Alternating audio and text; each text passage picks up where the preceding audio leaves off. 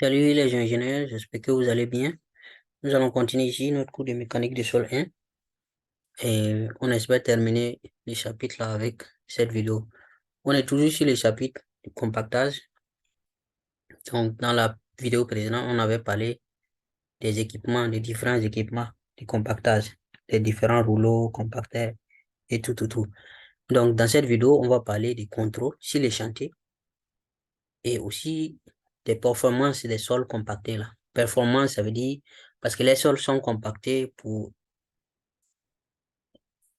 des raisons, peut-être pour supporter une structure, pour, pour chercher une capacité portante plus élevée, par exemple. Donc, on va vérifier est-ce que l'objectif est atteint. Si le sol est compacté pour chercher une capacité de capacité portante plus élevée, par exemple, est-ce que cet objectif-là est atteint? Donc, on va voir ces deux points-là et ça sera la fin de ce chapitre. Dans la prochaine vidéo, on va commencer pas un autre chapitre directement. On va faire quelques exercices, des exercices pratiques, très pratiques toujours, comme d'habitude, avant de continuer avec un nouveau chapitre. Donc, les objectifs du compactage, on avait déjà parlé de ça, je pense, c'est de stabiliser le sol, d'améliorer le comportement géotechnique du sol. Donc, il est important d'avoir des propriétés. À la fin, quand vous avez fait votre tremblé, c'est fini là. C'est très important d'avoir des propriétés désirées, que vous désirez. C'est-à-dire l'objectif que vous êtes fixé au départ. Voilà. Pourquoi vous avez fait le compactage là? Ces objectifs-là doivent être atteints. Donc, c'est de ça on parle ici. Propriété désirée d'un remblai. Voilà. Donc, c'est pas seulement une histoire de densité, c'est si l'érode est atteint ou bien la teneur en eau. C'est pas seulement ça. Il y a beaucoup d'autres choses. OK? Et souvent, ce point-là est oublié dans les contrôles. La densité sèche et la teneur en eau sont importants, mais il y a autre chose qui est oubliée souvent dans les contrôles, c'est les propriétés géotechniques. C'est la raison même pour laquelle même le compactage même est fait au départ. Voilà, pour améliorer les propriétés géotechniques. Donc, dans les contrôles, il ne faut pas oublier les propriétés géotechniques, de vérifier les propriétés géotechniques. Donc, comment vérifier ces propriétés-là? Il y a des paramètres de contrôle convenables pour ça. Il y a des paramètres de contrôle pour voir est-ce que l'objectif est atteint. Donc, après les essais au laboratoire, ici les échantillons, donc, vous allez pouvoir trouver votre, pardon, vous allez pouvoir trouver votre teneur en eau optimale, l'optimum proctor et tout ça. Donc, vous allez vous baser sur les essais de labo là pour faire des spécifications du compactage, pour donner, OK, on va compacter à cette teneur en eau, on va compacter avec ça. Donc, les essais de contrôle sur le terrain là sont spécifiés et les résultats sont standards pour contrôler les projets. OK? Tout ça en se basant une partie sur les essais au laboratoire. Et puis, on a parlé aussi des planches d'essai là sur le terrain avant même de commencer pour savoir avec votre compacteur là, combien de tours, avec quelle vitesse vous devez faire tout ça. Les planches d'essai. Je pense qu'on a parlé dans nos différentes vidéos. OK? On a parlé de tout ça dans nos différentes vidéos. Donc, il y a des catégories de spécifications. Les spécifications de fin de produit et la méthode même du compactage. OK? Les spécifications de fin de produit, ça veut dire que quand le compactage sera fini, là, nous le voulons par exemple à quelle densité fin de produit. Ça, c'est un exemple, par exemple. Et la méthode, par exemple, avec combien de passage, avec quel est centimètre l'épaisseur, tout ça là, ce sont des, et c'est des trucs, des spécifications. Donc, avec les premiers, c'est-à-dire fin des produits là, avec ces premiers types de spécifications, voilà. On peut utiliser l'indice. Il y a un indice là qu'on peut utiliser. Voilà. Une compaction relative à l'indice de compaction. Et cet indice là, c'est ça. Compaction relative, RC, ou indice de compaction, IC. C'est pareil. Donc cet indice là, comment on l'obtient? On prend la densité sur place là, la densité qu'on a mesurée. À la fin, hein, on a dit fin du produit. À la fin du compactage, on va mesurer la densité. Et on a vu la méthode pour mesurer cette densité-là. Les méga-densitomètres ou bien densitomètres à membrane. On en a parlé dans les vidéos précédentes là. Donc, vous obtenez la densité sèche sur place de votre tremblay là que vous avez compacté. Et vous comparez à la densité sèche maximale. Donc, ça va vous permettre de savoir est-ce que vous avez obtenu un bon pourcentage en multipliant par 100. Donc, si les spécifications disent, ah, nous voulons 98%, ça veut dire que quand vous faites et puis ça ne vaut pas, cette compaction relative là ne vaut pas 98% là, c'est pas bon, l'objectif n'est pas atteint. C'est bon? Donc, avec les résultats au labo, on peut donner cette spécification là. Donc, avec les résultats, on voit que avec l'optimum Proctor, la densité sèche maximale qu'on peut obtenir, les rho d max là, à telle valeur. Et vous allez sur le terrain, vous obtenez la valeur après compactage. Et vous faites cette division-là. Donc ça va vous permettre de savoir si ça c'est satisfait. Cette spécification-là, elle est satisfaite ou pas. Voilà. Donc dans le deuxième cas, méthode maintenant. Dans le deuxième type, les spécifications des méthodes là, donc on peut parler du poids du rouleau. Quel type du rouleau? Le compacteur. Le nombre de passes, combien de fois les, les conducteurs ou bien votre compacteur là va passer, combien il passe. Et l'épaisseur de la couche aussi. Et ce qui est très important ici, ça c'est spécifié par l'ingénieur. Donc c'est vous qui devez donner ces spécifications. Et le conducteur, lui, il va exécuter ce que vous avez dit. Donc si après il y a problème, là c'est vous le problème.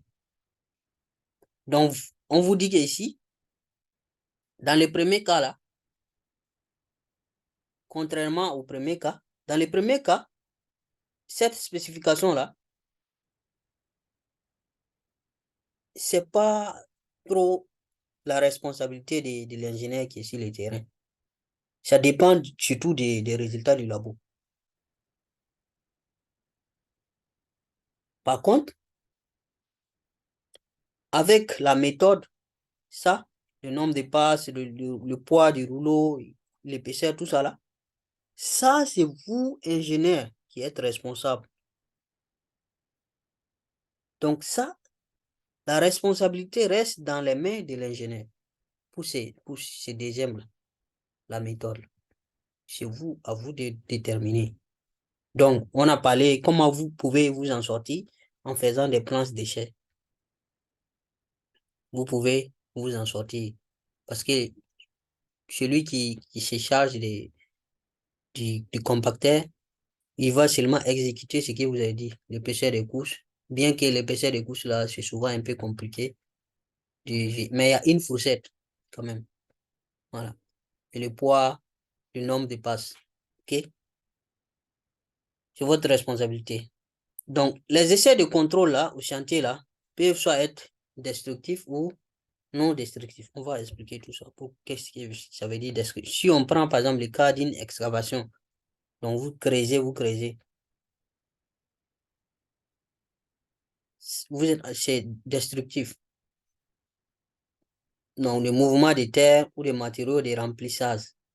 Donc, dans ces cas-là, c'est des trucs destructifs. Maintenant, dans les cas non destructifs, là, les,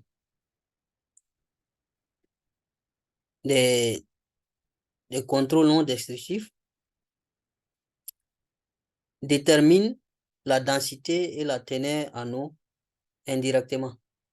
Donc, si vous pouvez faire des essais, on parle des essais de contrôle, s'il vous plaît. Essais de contrôle, là, si vous allez pour contrôler, voilà, vous pouvez faire de façon, ça va détruire peut-être un peu le travail, mais vous pouvez aussi de façon qui ne détruit pas, de façon indirecte.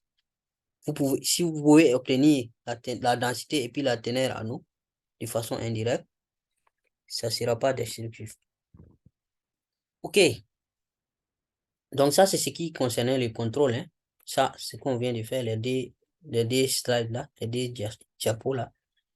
Ça concerne le contrôle. On va parler maintenant des performances des sols compactés. Donc, vous avez compacté votre sol, vous avez respecté tout le teneur en eau, l'optimum proctor, le nombre de passes, les épaisseurs, les vitesses, le poids des rouleaux, tout ça là, c'est respecté. Maintenant, ça vient maintenant au moment de la vérité. Est-ce que votre route là, vous avez fait le compactage là, est-ce que ça tient les véhicules qui vont rouler là-dessus? La route là va prendre combien de temps avant de se dégrader? C'est ça le moment de la vérité. Ou bien si l'objectif que vous avez cherché, c'est avoir une portance plus élevée, est-ce que le sol que vous avez compacté là peut supporter une charge, la charge que vous désirez là, voilà, sans avoir des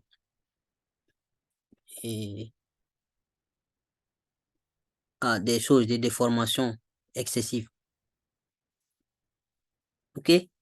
Voilà, donc c'est ça les performances là. Donc je pense qu'on avait parlé un peu de ça dans les vidéos précédentes. Donc, comment un sol donné se comporte dans un remplissage, par exemple. Un remplissage, c'est juste un remplir. Hein. Voilà. Ou bien, quand le sol là supporte une fondation, donc ce que je venais de dire tout à l'heure. Ou bien, quand il s'agit d'un réservoir, le sol apporte un réservoir. Ou bien, le plus souvent, quand il s'agit d'une chaussée. La route là, les remblais routiers. Voilà. Ça peut être les pistes d'atterrissage des avions aussi. OK? Donc, tout ça là, c'est la performance, la façon dont le sol va se comporter dans ces cas de figure là. C'est ça la performance de votre sol là. OK? Voilà. Donc, on avait donné des appréciations dans le chapitre 3, je pense, hein, pour les matériaux de fondation là.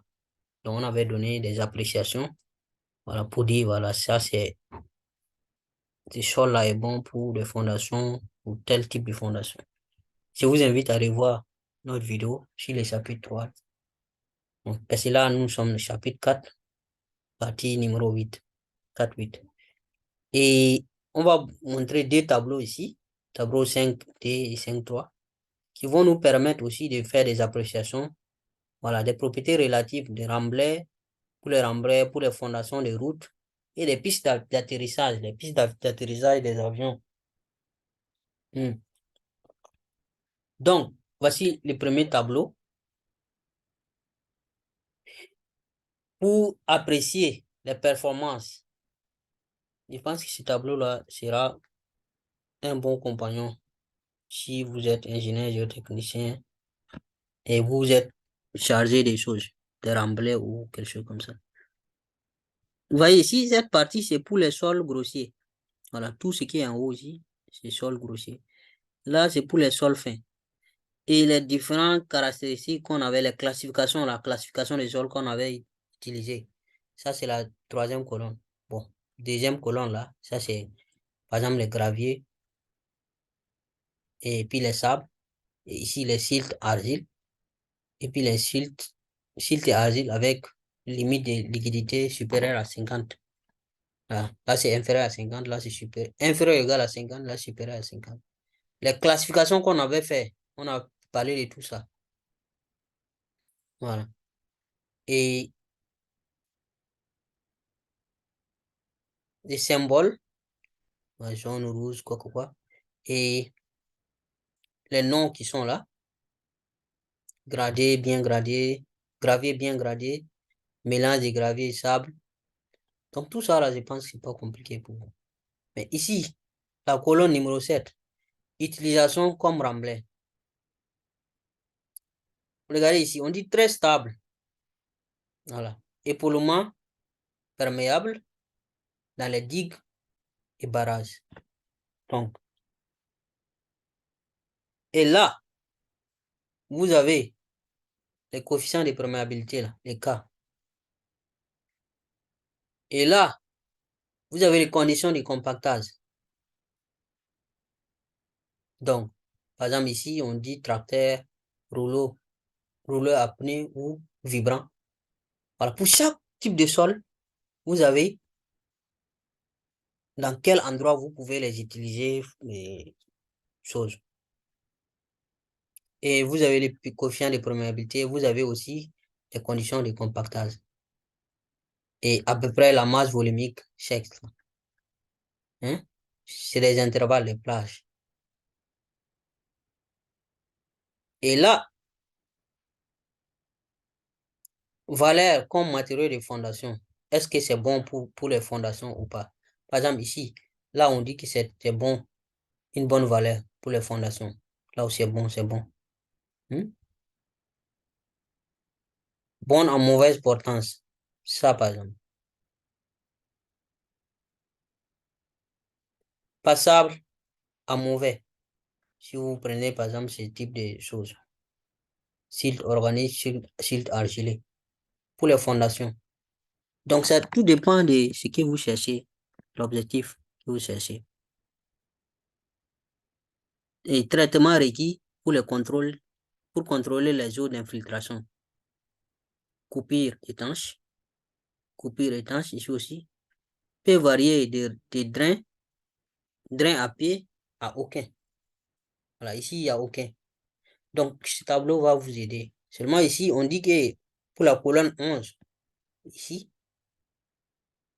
c'est-à-dire comme matériau de fondation là, doit être utilisé avec indicatif seulement. Parce que la conception doit être basée sur les résultats d'essai, bien sûr. Donc, c'est juste des indications. Mais ces indications-là vont vous guider quand même pour vous décider en première position, là, dans les premières décisions quand même. Ça va vous guider. OK? Et dans la colonne numéro 9, je pense que c'est ici. Ça, c'est 8, ça, c'est 9. Voilà, conditions de compactage, là. Donc, on dit l'équipement suggéré dans la colonne 9 produira des masses volumiques requises après un nombre raisonnable de passes quand les conditions de teneur en eau optimales et d'épaisseur de couche sont respectées. Donc, les valeurs qu'ils ont données ici, là, si vous respectez toutes les conditions, vous allez vous en sortir. Donc, si vous avez, par exemple, ici, du gravier argilé, mélange de, de gravier sable et argile, donc pour compacter, vous utilisez ici rouleau à pneu ou pied de mouton. Pied de mouton, on a expliqué tout ça dans la vidéo précédente, même, je pense. Rouleau à pied de mouton, là. Donc, si vous l'utilisez et vous respectez toutes les conditions, vous allez obtenir ce que vous voulez comme compactage, masse volumique requise à la fin de votre compactage. Et maintenant, la colonne numéro 10, je pense que c'est ici. Voilà, on dit aussi ici, les masses volumiques indiquées dans cette colonne-là correspondent à celles obtenues à l'énergie Proctor, dans ce Proctor standard, à la teneur en eau optimale. C'est pas Proctor modifié. Donc, vous pouvez utiliser ce tableau-là pour les choses, pour savoir les conditions de compactage. Si vous voulez, par exemple, et, utiliser un matériau pour un remblai. Donc, vous voulez un remblai, utilisation comme un remblai niveau 7. Voilà. Vous cherchez quel matériau, par exemple. Donc, vous voyez que ce tableau peut même vous aider à choisir votre carrière pour la zone d'emprunt. Et vous cherchez, et ça va vous permettre de savoir quel type de rouleau compacteur vous pouvez utiliser pour atteindre votre objectif facilement. Ça, c'est les décisions, les premières décisions. Vous avez ce tableau, vous choisissez d'abord l'équipement. Voilà. Et vous pouvez aussi juger si ces matériaux-là peuvent vraiment vous donner une bonne fondation. Mais ça, on a dit que c'est juste à titre indicatif. OK. Il y a un autre tableau encore. Celui-là. Donc, ce tableau-là, à peu près la même chose. Donc, ici aussi, il y a des indications. La colonne numéro 3. Et les groupes principaux. Vous avez ici gravier et sol gravulé, sable et sol sableux. Donc, ça, c'est les sols grossiers seulement. Ce tableau-là nous donne les symboles, les classifications là, les noms qui sont là. Si vous voulez les utiliser comme fondation, comme sous-fondation non soumis à l'action des gels. Les gels là, c'est quoi? C'est, comment on appelle? Les pays où il y a la neige. Donc, pendant l'hiver, on a les gels. Vous voyez que ces tableaux-là sont faits pour des pays où il y a la neige ou chose. Donc, si votre pays, vous n'avez pas trop de neige, peut-être cela ne va pas trop vous concerner. Cela encore vous montre une fois de plus que chaque pays doit faire ce genre de choses pour ses propres sols. Voilà. Vous ne pouvez pas, si vous prenez des études qui sont faites pour un sol d'un endroit, d'un pays donné, ou en tout cas un endroit donné, et vous voulez adapter ça au sol dans votre pays, souvent ça ne marche pas. Parce que le sol peut changer de caractéristiques d'un endroit à un autre. Même avec quelques mètres là, ça peut changer. Donc voilà pourquoi vous devez créer des normes pour votre pays aussi. Parce que ça là, peut-être c'est des normes françaises ou strictes. C'est fait après des recherches. C'est pas du hasard. Après des recherches et des études, souvent des expériences pratiques, on détermine que ah, ça c'est bon pour ça ce n'est pas bon pour ça. Donc, fondation, comme sous-fondation, ici on parle de fondation inférieure non soumise à l'action des ailes, fondation supérieure non soumise à l'action des ailes. Donc, tout ça là, il y a des pays, par exemple en Afrique, on n'a pas besoin de ces choses. On n'a pas des ailes, la majorité. Et là, on parle de compressibilité et de drainage, les équipements, les différents équipements qu'on peut utiliser et les plages ou les masses volumiques. OK? Donc, il faut essayer de relire tout ça. Vous allez voir. Donc, je pense que ce tableau aussi peut vous aider. Et ça met fin à notre chapitre sur le compactage. Donc, prochainement, on va corriger peut-être un ou deux exercices sur les chapitres, sur ces chapitres-là, avant de passer au prochain chapitre. Voilà. Donc, je vous remercie beaucoup. On se donne rendez-vous pour une prochaine vidéo. Merci bien.